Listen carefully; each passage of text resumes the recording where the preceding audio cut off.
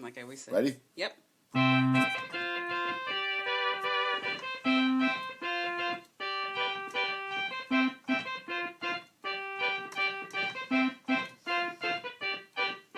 The unknown zone. Talk show, talk show. Zone unknown. Talk show, talk show. How the hell you find it?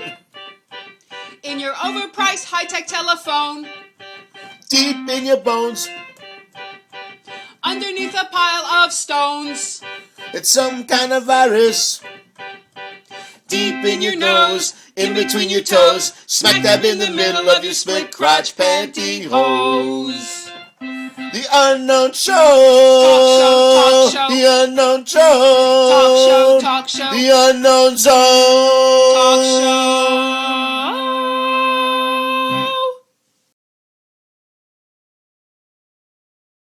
All right. You ready? Go, take it away, baby. All right. All right.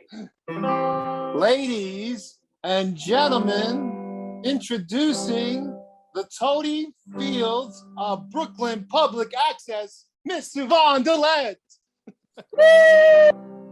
Woo! You get better every time, Phil. Yay, yay, yay. I don't know, should I be wearing a mask? I don't know anymore. I don't know when you wear a mask and when you don't. Okay. Oh, no. Oh, God. Please. Hi, welcome, everyone. Welcome to the Unknown Zone Talk Show. I'm your hostess. I don't think I've ever said that. Host Yvonne DeLette. This is the show that begs to ask. This is the show. I edit this also, by the way, Wally. This is the show that begs to ask the question, comedy, where art thou? Amen. Okay, made the guess. Where art thou? Where art thou? Well, welcome to the show. I'll introduce my help, as it were, my sidekick slash co-host. He's had an upgrade, Wally. And the band, Phil Sorge. Hey-o. Heyo. He's a very loyal, you're probably my most loyal co-host, by the way. Everyone else gave me problems. Anyway, continuing. And they all probably think I'm weird. Yeah. Well, all I know is I had this guy named Gerard, and the first thing he'd come to the studio and he'd say, "Where's the plug? I need to charge my phone." That's why he's not here tonight. So anyway, there's comedy for you. Hi-oh. Yeah, I said that already. So I asked that question, but before we continue, Wally, we have a lot to talk about. Seriously. Okay. Don't be scared. So introduce him. Should I? I think you should. Wally, I want to introduce my guest. That's next. Wally and I recently did a very top secret video that we're not really allowed to talk about. Yeah. Right? Yeah. We're husband and wife. That's all I'll say for now. We will talk a little about it. All right. But we did a video, which was I have to say, it was very fun. I had a really good time. It's nice to act. And you're a longtime comedian for a lot of years. Right? A lot of years. Right. I know you from way back when. Wally Collins. Yeah. Yay. Is it like our city? Oh, what am I doing? Oh my God. I'm embarrassing myself. Welcome, Wally. How are you? I'm doing well. Just dealing with the weather. It's kind of a little muggy, but that's New York weather. That's it, right? If that's the biggest issue we have, God bless you. Right. And right. No, I'm doing pretty well. I'm good. Cool. I want to say I had a great time with you. We did this video. I'm I feel I'm scared, but and at the same time I don't care. You know what I'm saying? Yeah. Right. So you know what I mean? So we played husband and wife. I wanted just two things I wanted to mention was I spoke to him about the video and all he said was, Yvonne, you look great. And that's all I care about. Oh, okay. I mean, was he happy with the work, or is this meant that you look great? I know, that's a good question. No, I think he was happy with it. He also said he thought he looked old. Oh. Okay. So maybe right. Nothing about the craft. Right. But he was very happy with us. I thought it went, for me, it was just so much fun and, it was deep. Yeah. Right? Yeah, I thought it was just, we had to use our acting skills or acting talent or training, whatever. Yeah. And I enjoyed it because I was able to, to tap into that, and I was in a safe space, so to speak. And yeah, I was able to really, it was fun. It was fun. Yeah, it felt very natural. Obviously, we had never met before, and we had chemistry right away, which was great. Right. You know, it was easy. There was a flow, Right. right? And Right. you know, and I thought what was funny, I thought about the thing at the end, because I can be a little obsessive. Okay. And Phil, what we did was we talked, I'm not supposed to do this. We talked, we had relationship issues, right? Right, right. How we approach that. Sorry to hear that. Sorry to hear that. Yeah. Yeah. But you know, we're in therapy. We're working In on it. therapy, right, exactly. And so there was a back and forth. We were an interracial couple, obviously, but that, you know what I thought was interesting? That wasn't even a topic. topic. Which I liked. I'm glad to hear. Yeah. Which is kind of cool, right? That we were just a couple. We Yeah. just happened to be, you know, interracial. Which right? says a lot about, you know, the world today. You know, Right. in fact, he didn't bring it up, you know. Not at all, yeah. He just brought up, you know, what's emotional, what's going on in our brains and our hearts emotionally, you know. Right. And it did actually, and then we didn't think to go there either, you know. I didn't think about it at all, no. No, I think about it either. So yeah, I think that says a lot about, you know, the times and you know, and his work too, that he, you know, didn't make that an issue. Right. Well, he is gay, so, you know, the minority, so yeah. whatever. Yeah. You know, there's so many jokes, but I feel like, you know, as goes with my question of the day, Right. of comedy, where art thou? You know, we have to be so careful, and I want to get to that. But the one other thing I just wanted to point out to you was that moment at the end when I had that urge to, yes. Yeah, okay, here we go. To touch your hand, and Right. I was very conflicted. I just couldn't do it. Right. Right. So, you know, I remember you said you felt it too. Right. Right. And we talked about it. And you know what I thought was very weird that none of us thought of? Why didn't we just tape that? So then he had it. Oh, yeah, that's true. You know what I mean? Like we talked, you said, yeah, I know you felt it. And I'm going to go, I know. And then I thought I did it wrong, which, Right. you know, whatever. And then I thought about it because I talked with an actress friend afterwards, Mhm. you know, discussing whether, you know, I missed a moment or an impulse, Right. like, because that was my impulse. Right. You know, but you know, of course, and I guess we'll see in the editing, you could take it any way, right? So maybe the character's impulse, she wanted to, but she wasn't ready to. Yeah.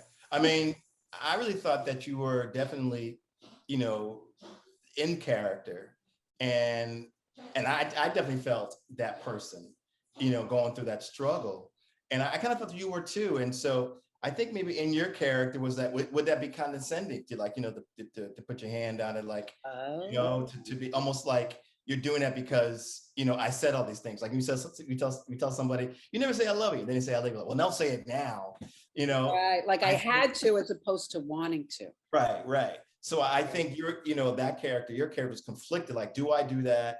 You know, does that mean, you know, that I'm doing it because he wants me to? I'm doing it because I want to, or does he think I'm doing it because he thinks he wants me to? Right. And I think your character was like, you know what?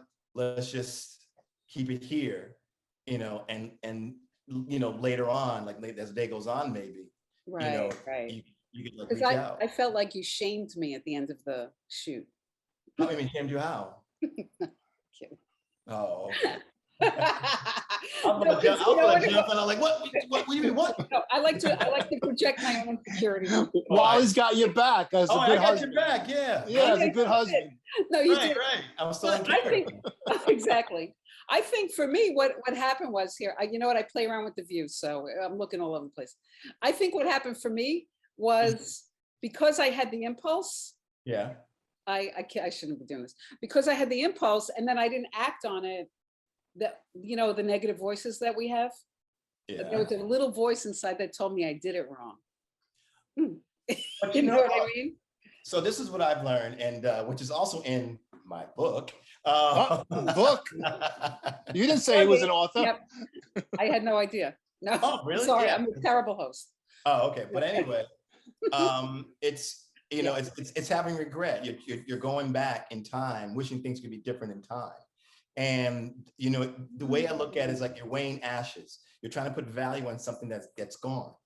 And, it's just, you're just wasting time looking that way when you have all of this ahead of you. Oh, interesting. Yeah. And so keep doing I like that. Yeah, I you're like missing that a lot. Yeah. Thank you're you. missing out, on all this here. In fact, in my book, Yes, please. all the words are on the right side, so you don't have to look back. You're looking forward. Uh-huh. And what is the name of this book? You never know. I love it. Book of encouragement. Okay, hold it. Oh, Wait. I want to put the view right on you. Okay, go ahead. All right, there you go. You never know. Book of encouragement. Nice. when did it come out? Oh, it came out 2012. 2012. Wow. Mhm. And tell us about it. What's Okay, so it's kind of based on my life. I think I started as an architect, and I then know that. oh, okay. So I started as an architect. Tell us. I'm going to take a sip of seltzer while you speak. Okay. So I was okay. I'm getting ready for a spit take. There it is. That'd be awesome. Usually I do burp at one point in the show. So That's very sexy. So keep that. thank you. So so I started as an architect, and I wanted to be in the entertainment business. My mother told me, you never know unless you try. Those 3 words. What And parent says that? I know, it's amazing. Wow. And and so it was just really inspiring, and they're very supportive. And I said I wanted to be an actor, and I said I didn't even know how to start. She said, "Why don't you try stand-up comedy, and then once that gets going, you can parlay that into an acting career." And I was like, she's so smart. "Yeah." And That's an interesting take. I've Because stand-up never is heard a parent extremely say that hard. ever.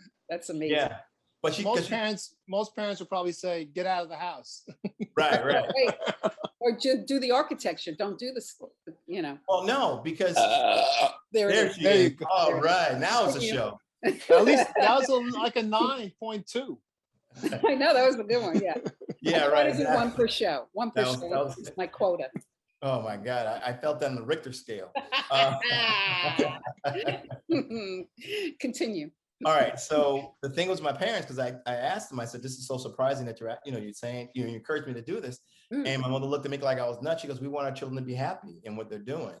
What's the worst thing? You're doing something that's not fulfilling you, and we want you to be responsible about it. Don't just jump into it. Responsible." Sure. So that's what I did. I was in the field, architecture for, a while. And then I was dipping into comedy to the point comedy was taking over, Nice. work. And so I just kind of like gracefully moved out of that and moved to New York City, and haven't looked back since. But what happened was all the successes in my life, everything I've done in my life, I did it because of those 3 words, you never know. And that was my mantra. You never know. And then I just made it into one word, you never know. And so basically it's living a life of no regrets, living a regretless life, and the key to happiness. Because if you're living, and you never know state of mind, you're always pursuing, what makes you happy. It's always, instead of looking back at which if I woulda, coulda, shoulda, you're missing on all this greatness that's right in front of you. So the book is in, there's 53 encouragements. Whatever kind of obstacles in front of you that's stopping you, whatever, it's going to help you get through, over, under any of those obstacles, because you never know. I want that book. All right. No joke. Very nice. That's really, you know what? Thank you. Here. Is it still? You can still get it. You could still get it on Amazon or somewhere. Yeah, you can get it. You can get it on Amazon. In fact, it hit number 8 on the happiness category. Nice. Man. That's awesome. To me, that was like a pleasant surprise on the show today. Oh, okay. Well, Because I wanted to keep it lighter, because I'm a little bit of an activist, and I talk a lot about what's going on, and I kind of don't want to today. right. Like, if whatever happens. But, I wanted to kind of, I've been having different types of people on the show. Like in the beginning, I did my friends in the arts. Right. And then I did poker friends. We did a whole thing of poker. Okay. And now I've been, mixing it up. Well, I need to have some comedy people, Right. but also people that want to change the world for the better.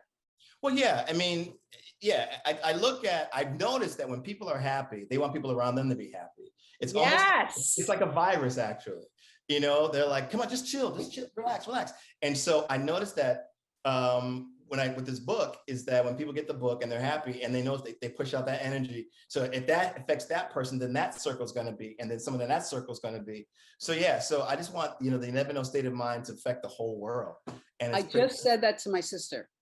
Yeah. Yeah, and it's true because what, it's the old saying, right? Misery loves company. Yeah. And when you're happy, of course you want other people to be happy. Of Yeah. course you do.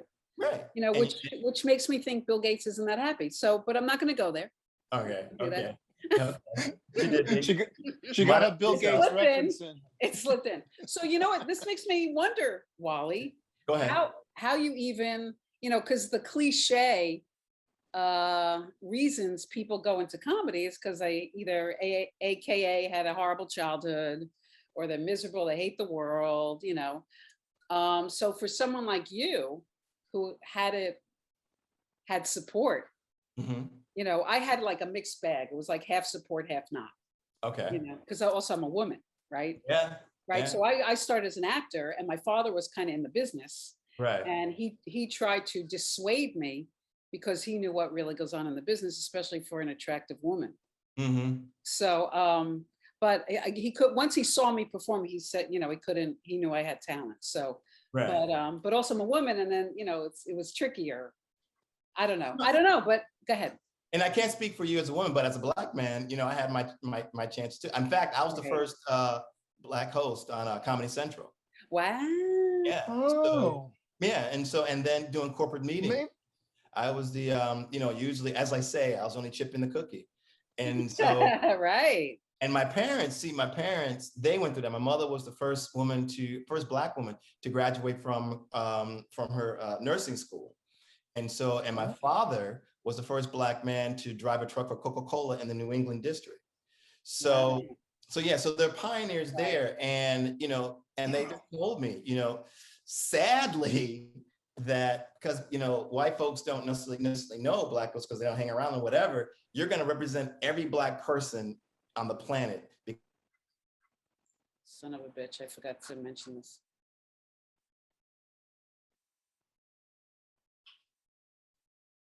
You guys froze on me. You froze. Yeah, I know. I'm sorry. I forgot to tell you, this has been happening. We were kind of, I meant to mention it might happen. I heard you the whole time, but it was frozen. So now we're right. back. But yeah, so I deal with that. I'm used to it. Even in the firm. I was only Black guy in the firm, but I really didn't. It didn't matter, because I was doing being the best I could be, learning as much as I could, just being who I was, and there you go. That's wild. So I have 2 questions. Bring them. Only 2? I have a lot of stuff to talk about.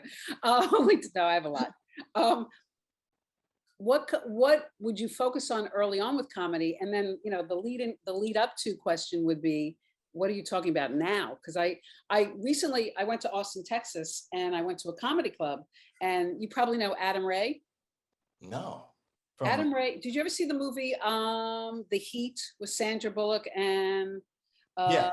Okay, so he was one of the bad guys, the really good looking one with dark hair. You might maybe. I gotta see him again, but I'm pretty sure. Well, he's a stand-up comedian. He's really funny. Okay. So he was there, and there was a bunch of people, but he was there, and then this other guy was there. He was pro V, and the other guy was, I don't know. Yeah. So so in comedy clubs, right? Comedy, you should be able to talk about whatever, whatever. Right. But things have gotten very strange. Right. So where did you come from with comedy, and how has that evolved to what you're doing now, and even now? Well, when I started out, I just wanted people to laugh.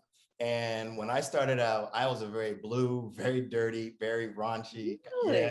Yes. Whoa. Because I thought that was comedy. I thought when people are laughing, I'm doing comedy, until I had to do my set in front of my Christian mother and my Marine drill instructor father.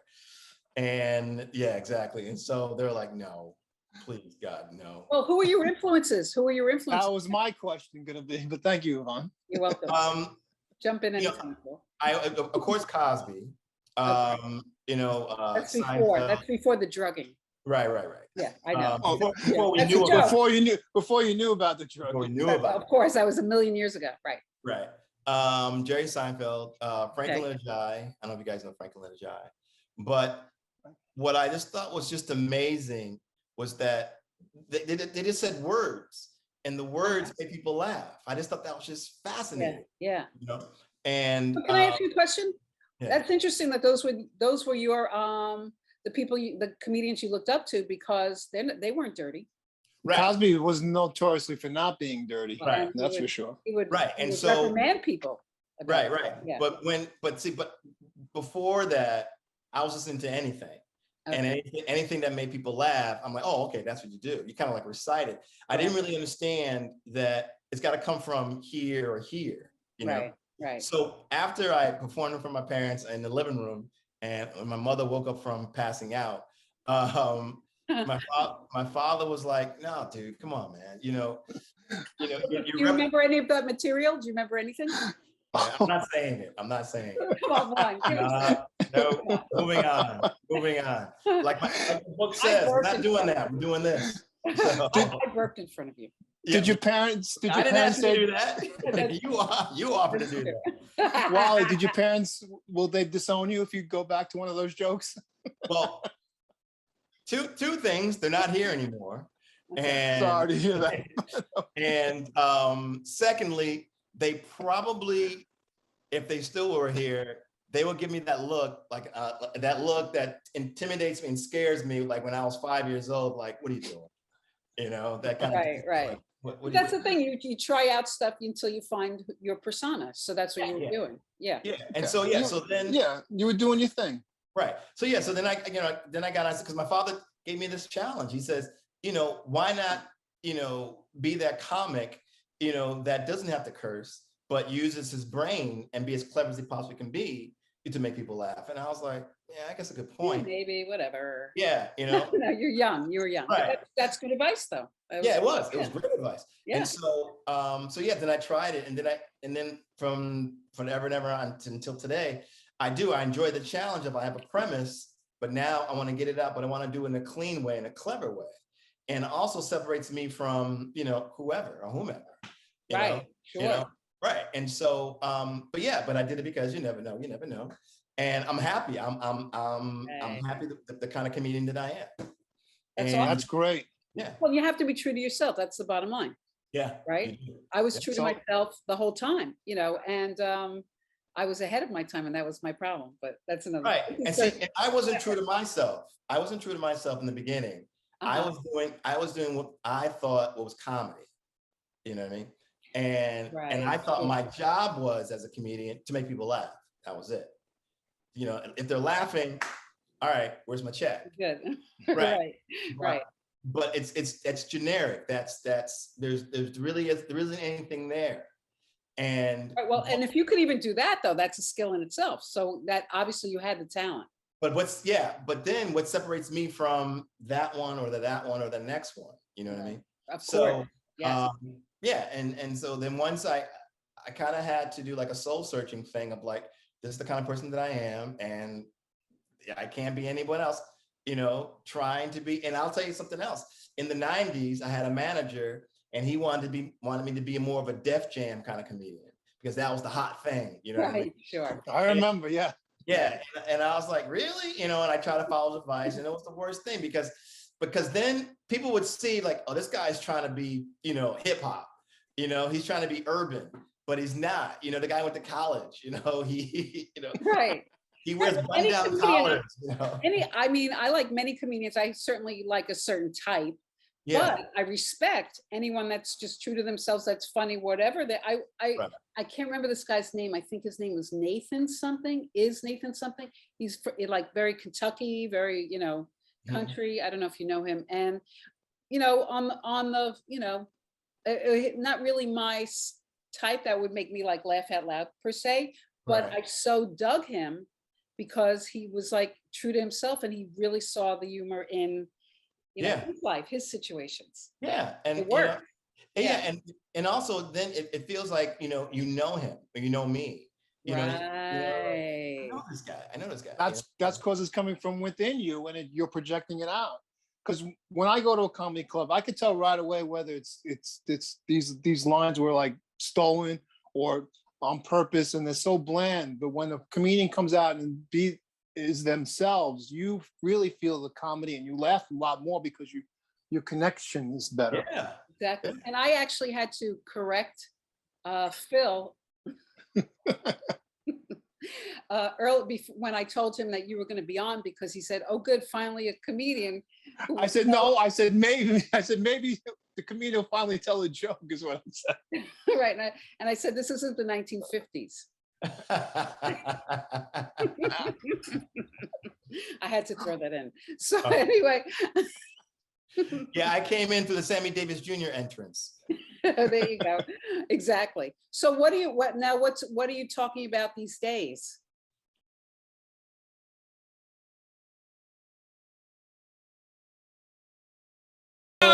In between your toes, smack dab in the middle of your split crotch pantyhose. The unknown show. Talk show. The unknown show. Talk show. The unknown zone. Talk show.